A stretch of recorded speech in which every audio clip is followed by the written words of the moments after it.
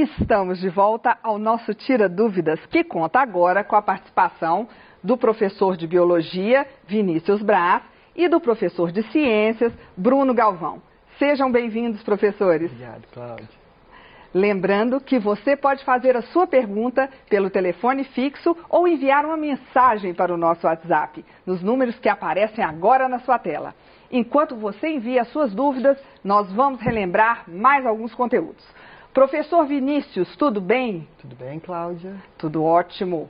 Diga pra gente quais foram os conteúdos abordados hoje.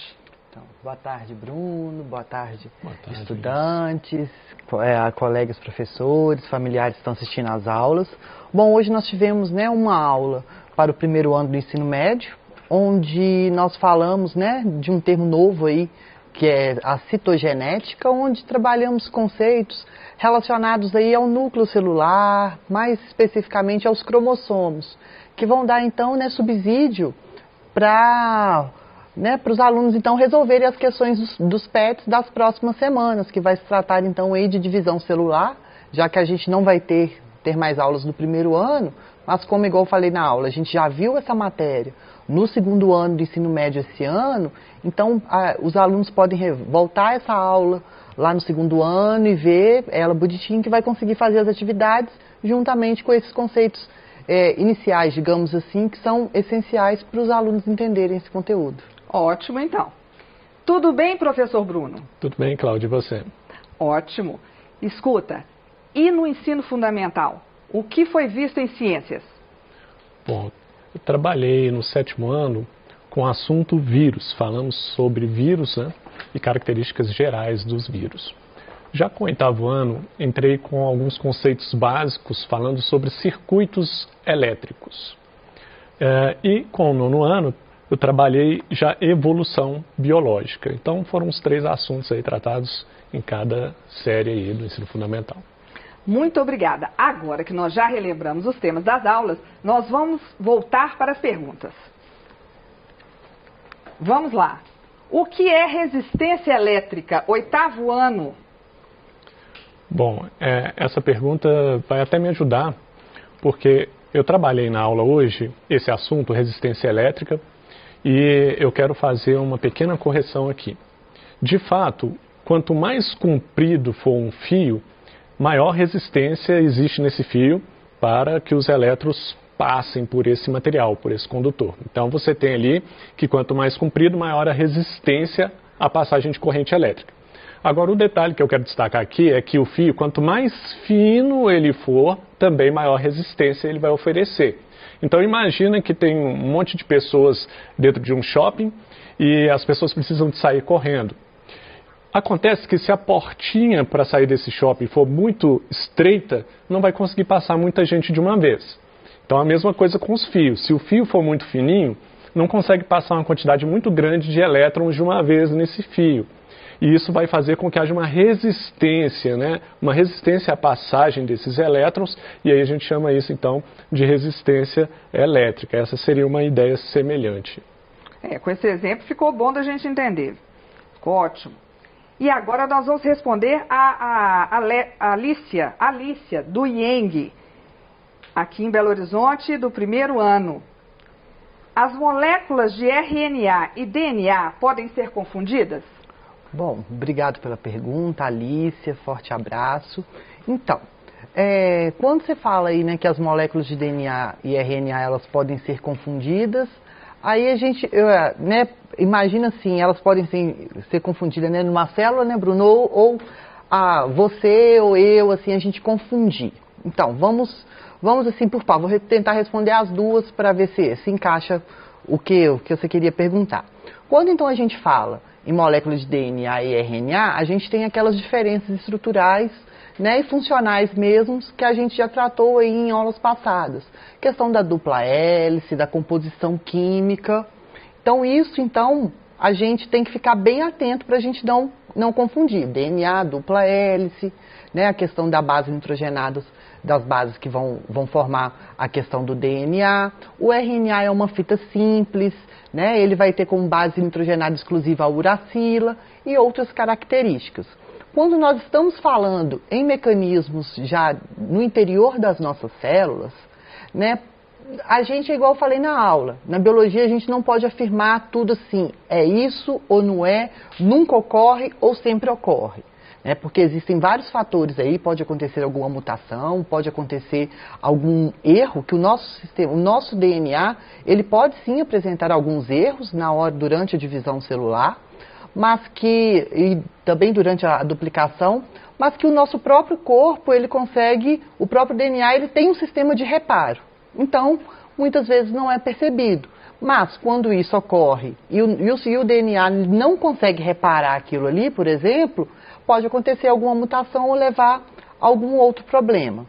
Mas, em via de regra, se não há nenhuma mutação ou se não há nenhuma, digamos assim, algum defeito nesse sistema de reconhecimento ou de duplicação, o nosso corpo, né, digamos assim, os mecanismos sinalizantes não confundem o DNA e o RNA, por questões bioquímicas que nós já vimos tratando quando estudamos a molécula de DNA e RNA, né, Bruno? Se o Bruno quiser complementar aí alguma coisa. Do jeito que você falou foi perfeito. Eu achei interessante você falar que na ciência a gente sempre toma muito cuidado, né, de falar isso é isso, e a gente tem vivido muito isso, né? E aí, se vocês repararem a situação atual que a gente tem vivido, todos os noticiários científicos são assim, olha, não há evidências de que tal medicamento funcione.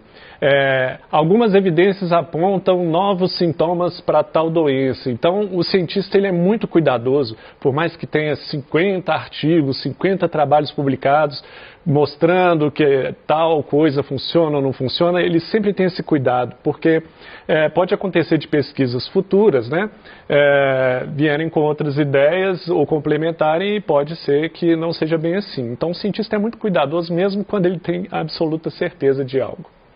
Sim. Ótimo. E agora, professor, nós vamos responder ao Bernardo Lacerda, da Escola Tito Livio de Souza, em Betim, 8º ano. Um abraço, Bernardo. Por que as cargas opostas se atraem e as cargas iguais se repelem?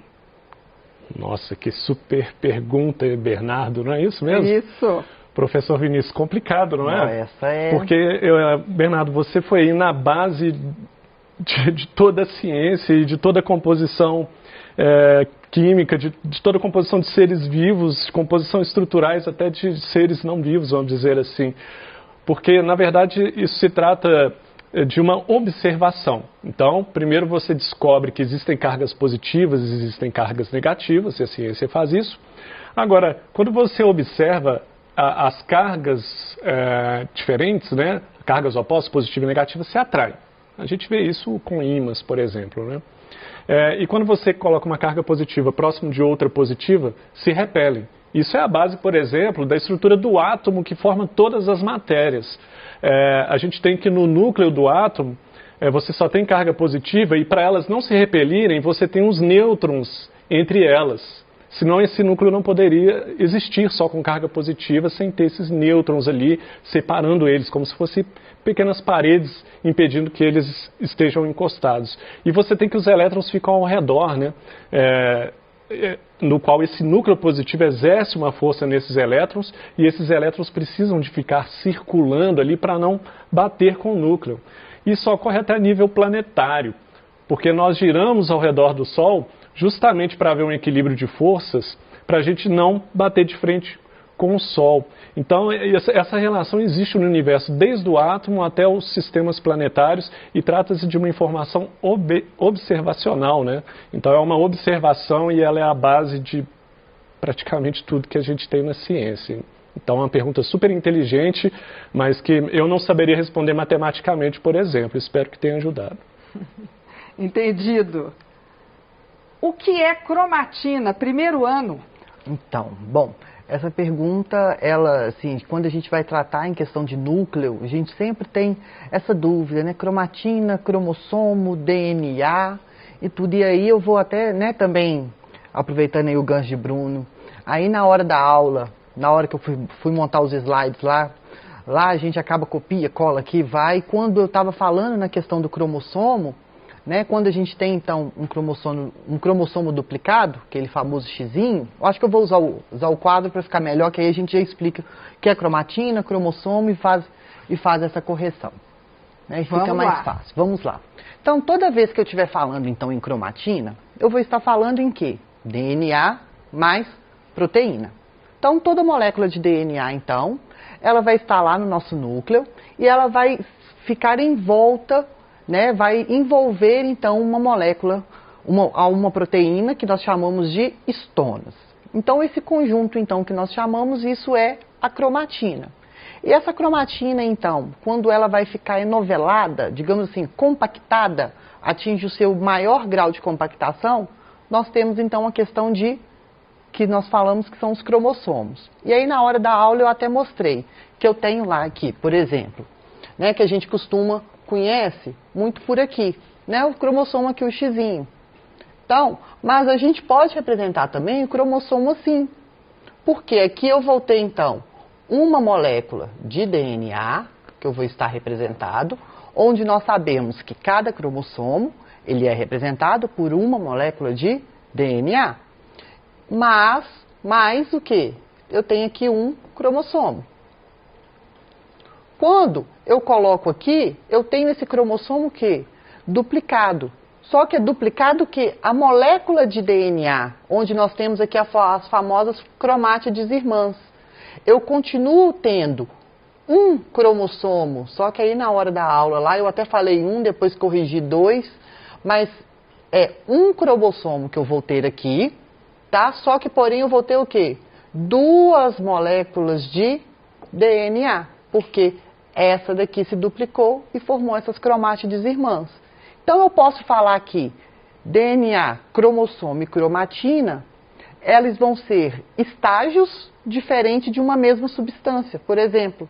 Né, eu posso falar, e eles vão possuir aspectos morfológicos, né, físicos, que eu vou observá-los diferentes, e até mesmo funcionais, porque a gente sabe que o cromossomo ele vai ter uma função quando ele vai estar nessa forma, a cromatina, quando ela vai estar então lá descondensada, né, descompactada, melhor falando, ela vai ter outra função. Então, é isso que é cromatina. Perfeito. Nós vamos responder agora a Clara Isabela. Ela é da Escola Municipal José Ovídio Guerra. Ela sempre participa aqui conosco. Um abraço para você, Clara. Ela é de Contagem. Professor Bruno, qual a diferença entre pandemia e epidemia? Obrigado por sua pergunta, Clara, minha conterrânea, eu imagino, minha família é de Contagem. Quando a gente pensa em pandemia e epidemia, não é isso mesmo? Exatamente. Vamos falar de epidemia primeiro. Epidemia é quando você tem um surto repentino de uma determinada doença numa determinada região, pode ser até num país inteiro. E a gente pode usar essa pandemia do coronavírus como exemplo. Antes dela se tornar pandemia, ela foi uma epidemia lá na China, certo? Então, foi o ponto inicial. Então, você tinha um país que rapidamente uma doença, você teve um surto, uma replicação desse vírus e foi passando de pessoa para pessoa, e você tinha ali uma epidemia. Uma epidemia é algo repentino e que depois tende esses números tendem a baixar também. Agora, como saiu de uma região do planeta e foi se espalhando por diversos continentes, então você tem diversos continentes afetados por essa doença, que é a Covid-19, aí nós já temos uma pandemia. Então, pandemia, né, seria a ideia de todo, você tem um alcance de uma doença em várias regiões do planeta, atingindo vários continentes. A epidemia, ela pode acontecer numa cidadezinha, por exemplo, ou num país inteiro, e é um surto, né? É uma doença que ocorre ali rapidamente, atinge aquela população e depois passa. E ainda tem um outro conceito que chama endemia, que atinge uma região específica, mas não passa não. Naquela região ele sempre tem números altos daquela doença. É o caso que acontece no norte do Brasil, por exemplo, na região de Rondônia, que nós temos a malária, que é uma doença que está sempre presente naquela região. Aí já seria uma endemia. Então, são 3 conceitos importantes saber. Obrigado por sua pergunta. Entendido. E agora vamos responder a Alicia, do IENG, de Belo Horizonte, primeiro ano. O que define o formato do DNA e do RNA? Então, Alice aí, querendo, né, é bom a gente sempre saber essa questão aí do DNA e RNA, e uma pergunta até excelente, né? Por que então que o DNA, né, tem esse formato dupla hélice, essa questão helicoidal, né, enquanto o RNA então era uma fita simples? Nós sabemos então, primeiramente, o que vai definir que o DNA ele vai possuir esse formato dupla hélice, né, essas dupla fita, e além de ser essa questão, digamos assim, helicoidal, vai ser a questão das ligações de hidrogênio que vai ter entre as bases nitrogenadas. Além disso, nós temos também as pontes de hidrogênio que vão fazer, então, entre os carbonos, tanto das bases nitrogenadas quanto do açúcar, que vai compor isso, e também da questão das ligações fosfodiéster, que vão unir dois nucleotídeos. Então, digamos assim, essas interações, a gente nem chama isso de ligação, né? A gente chama isso de interação molecular. Essa interação entre essas moléculas de nucleotídeos é que vão permitir com que essa molécula de DNA tenha essa estrutura helicoidal e dupla hélice, parecendo uma escada, digamos assim, uma escada giratória. Já o RNA, por não possuir essa questão do pareamento dessas bases, então ele vai possuir só o quê? A gente fala que é uma fita simples, não é que ele vai estar lá igual essa caneta assim, ó, reto, não esticado, não, ele vai sim estar enovelado e tudo, só que não vai ser essa dupla ligação que nós vamos ter, essas duas, digamos assim, essas dois corrimões que nós temos de dois nucleotídeos unidos pelas bases nitrogenadas. Ótimo! E ainda para você, professor, qual a diferença entre eucromatina e heterocromatina? Ótima pergunta. Quando a gente tratou, então, nessa questão lá de síntese proteica, eu cheguei a falar na aula que nós temos, então, pedaços, né, fragmentos do DNA, que nós chamamos, né, genes que podem ser codificantes e não codificantes. Então, isso que nós chamamos de exons e introns, por exemplo. Quando nós temos, então, essa cromatina, que é o DNA mais a proteína, só que ela vai estar visivelmente, ela vai estar pouco compactada, pouco condensada, digamos assim, e já a outra vai estar mais corada, mais condensada, nós temos essa diferença visual. Heterocromatina vai ser ela bem corada, bem compactada, e a eucromatina, ela vai estar mais, digamos assim, mais clarinha, vai estar menos compactada. Isso é uma diferença visual quando a gente consegue observar, quando a gente faz a coloração. E também na questão, a eucromatina, a gente costuma falar que são DNA ativo. Ela é formada por moléculas de DNA que vão codificar, que possuem genes que vão codificar proteínas aí que vão ser funcionais, digamos assim, para o funcionamento desse organismo. E quando nós estamos falando em heterocromatina, nós falamos que é o que? O DNA inativo. Então, é aqueles fragmentos de DNA, por exemplo, que não vão possuir uma ação codificante, não vão codificar e expressar nenhuma proteína. Lembra dos introns? A gente pode associar muito assim, a grosso modo, que essa heterocromatina é como se fossem os introns. Elas não vão codificar nenhuma proteína, vão estar lá inativas. Então, por isso que ela vai ser chamada de heterocromatina também. Tem outras diferenças que não cabe a gente, para o ensino médio, a gente aprofundar muito nisso. Mas essa é bom saber. Heterocromatina, ela é compactada, condensada, corada, bem densa e DNA inativo. Eucromatina, menos corada, menos condensada, DNA ativo. É interessante isso que você falou, professor Vinícius. Eu acho super interessante nisso que a eucromatina, ela pode se tornar heterocromatina e a heterocromatina também é eucromatina. Ela pode, então, ela estar num estado de leitura, possível de leitura, né, para formar RNA e depois proteína, que aí é eucromatina, e depois ela pode se enrolar e ficar heterocromatina. Tem a ver com as fases da célula, isso é super interessante. Muito bacana. Biologia fantástica. Obrigada, professores, porque chegou a hora de mais uma pequena pausa no nosso Tira Dúvidas. No próximo bloco, nós teremos a participação dos professores de ciências Marisa Araújo e o professor Bruno Galvão, que continua com a gente. Eu agradeço a presença do professor Vinícius e você, estudante, já sabe como participar. Ligue no nosso telefone fixo 31 3254 3009 ou envie uma mensagem para o nosso WhatsApp no número 31 98295 2794. Já já estaremos de volta. Não saia daí.